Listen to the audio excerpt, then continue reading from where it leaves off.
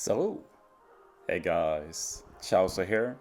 So yeah, we've got most of the news for this treasure map confirmed now, so I thought I'd make a video. I'm going to start talking about the Sugo Fest. It's a 7.5% chance for a legend, that means 15 legends total. That's fine, not as good as 10 legends, but yeah, can't really control that. I've already talked about the new units like Heart and Wanda, pretty good. Pedro, pretty trash. Pecon's pretty damn good.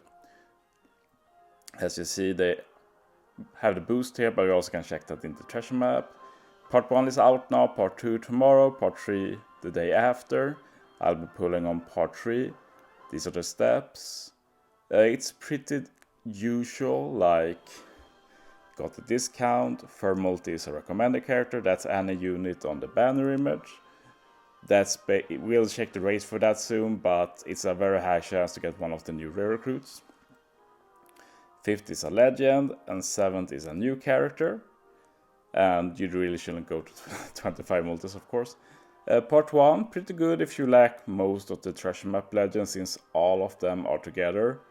That's pretty generous of them, I must say. The rest are also pretty good, like you got both the new Robin and Jinbei and Namu and Usopp. Also got the radio. So yeah, pretty damn nice. If it's worth considering for sure. Then part 2 and 3 are mostly if you want one of the new cat and dog. Like dog is on part 2 together with the new character Wanda, Bon Clay, Crocodile. While on part 3 it's the cat together with character Wanda, Bon Clay, and this time Koala. I'm personally looking to pull on part 3, but I'm not really decided. Like, it depends on the rate. Like, in the past, they've halved the rate for debuts. So it might be that V2 Ino and V2 Neko have very low rates. So in that case, I'll reconsider part 1. But yeah, let's take a look at rates a bit. Personally, I plan to do 5 multis on some part. And this might sound odd, but since I usually pull quite a bit on treasure map, but you have to remember that all units debuting here are permanent treasure map units. You can pull them any banner, we'll see this in the race too. Like the Pecoms and Pedro will rerun every TM, and just look at the rates here, like Pecoms Pedro 0.325%, while the Iwanko and Caesar from last batch are over 1%. So in the future it will be super easy to pull Pecoms and Pedro. And since every treasure map batch without a legend is not permanent, I'll pull a lot more there, and I'll probably pull the permanent stuff up along with them. So just something to keep in mind. I went into the third multi here to check race. This is the recommended character step, and it's a 7.5% chance to get a legend here. So that's okay. Like, you can't really expect more, but basically, you should expect getting one of the new rare recruits here, but you have a small chance of getting a very good limited legend.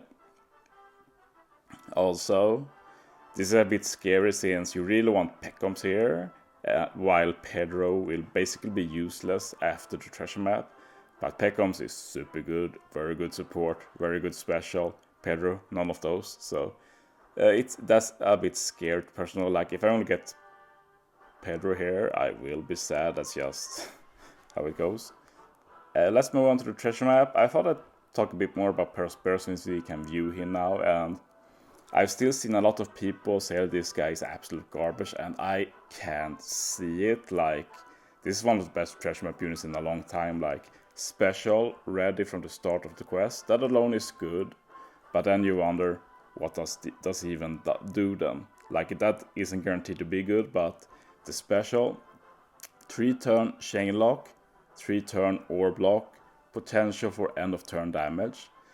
These are rare effects, and you will definitely find use for this. Like, and since he's ready from the start, you can maybe use this like turn 3, and you can maybe set up so the orbs you get stage 3 you can keep to stage 5, just as an example, and then you have a good chain lock for stage 3 and 4.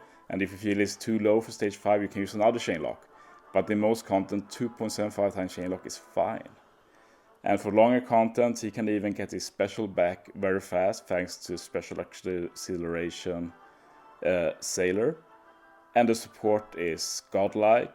It's the treasure map Jimbei and gives Map Perospero support, but for strikers. So you lock all orbs for strikers, can be put on any striker.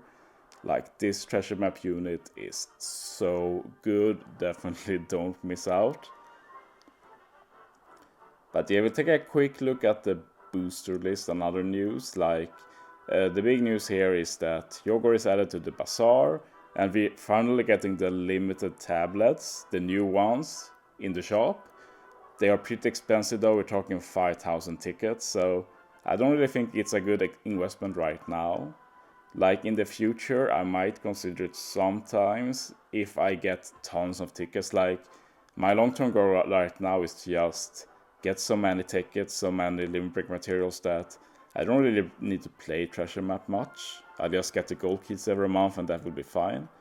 As for the legends, they postponed the dates a bit, so it seems like they update the available legends list every month, so that's good at least, but it's still closer to a 2-year ticket than a 1-year ticket like before. And yeah, the boost list looks fine. I do think it's a bit few, 1.35 points units. But what can you do? You just have to adapt. The list as a whole is pretty solid, I think. Maybe I'd like some more random legends. It's just very recent legends stuff. But it's good to see all the treasure map legends and a lot of rare recruits boosted regularly.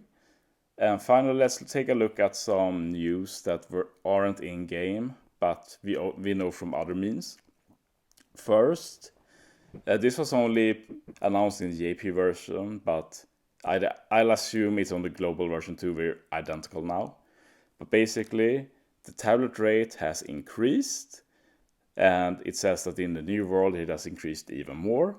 So we just need to see what this means in practice. Like, this can be very good, but I'm skeptical myself because Bandai usually doesn't like personally, I lower the rate a lot for training drinks and such and increase the tablet rate, but Bandai might decrease the rate for limit break materials, for treasure map tickets, and that will really suck because that's what you play treasure map for.